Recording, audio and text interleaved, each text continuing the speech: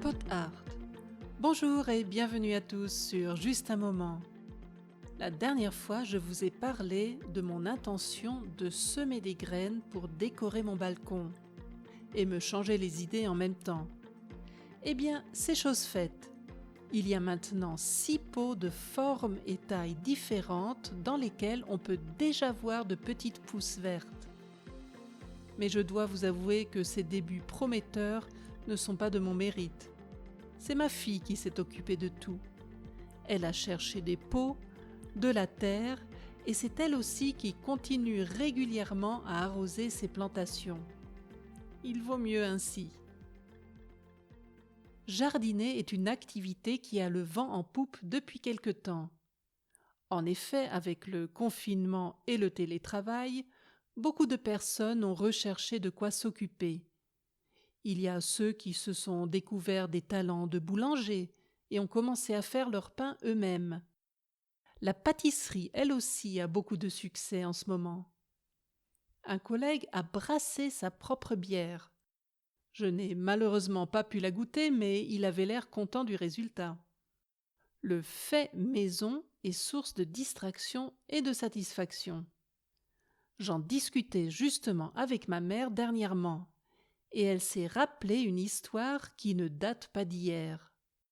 Sa grand-mère, donc mon arrière-grand-mère, produisait son propre vinaigre avec des restes de vin. Elle laissait ces restes à l'air libre et le vin tournait en quelques jours en vinaigre. À l'époque, on faisait beaucoup plus soi-même et on veillait à ne rien gaspiller. Mon arrière-grand-mère employait de temps en temps un jardinier qui s'appelait Monsieur Évin. Monsieur Évin était un peu porté sur la bouteille. Vous allez me dire que ce n'est pas étonnant avec un tel nom. Toujours est-il que mon arrière-grand-mère lui offrait un petit verre de vin une fois qu'il avait terminé son travail. Un jour, elle devait être un peu distraite. Elle a pris une bouteille sans remarquer que c'était une de ces bouteilles qui contenait du vinaigre. Toutes les bouteilles se ressemblaient. Elle a donc rempli le verre du jardinier et le lui a offert.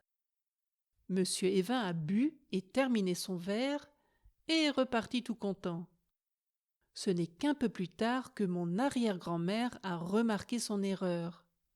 Oh là là, elle en était toute retournée. Quand le jardinier est revenu la fois d'après, elle s'est bien sûr excusée. « Ah, monsieur Évin, je suis confuse. Vous auriez dû me dire que le vin, enfin le vinaigre, était imbuvable.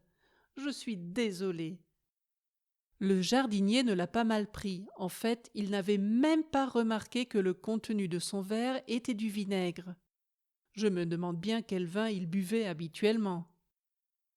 La mésaventure avec le vinaigre n'est pas l'unique histoire que nous nous racontons en famille à propos de monsieur Évin. Quand il faisait chaud et qu'il avait probablement bu autre chose que de l'eau pour se désaltérer, il lui arrivait de se reposer à l'ombre d'un arbre et de faire une petite sieste alors qu'il aurait dû travailler. Il profitait peut-être du silence du jardin pour écouter pousser l'herbe. Qui sait ? Et c'est déjà la fin pour aujourd'hui. Vous retrouverez un nouvel épisode dans 15 jours, c'est-à-dire le 12 juin. D'ici là, prenez bien soin de vous et restez en bonne santé. N'oubliez pas de rejoindre toute l'équipe de Pot Art Podcast sur Instagram et Facebook. À bientôt pour un autre moment ensemble.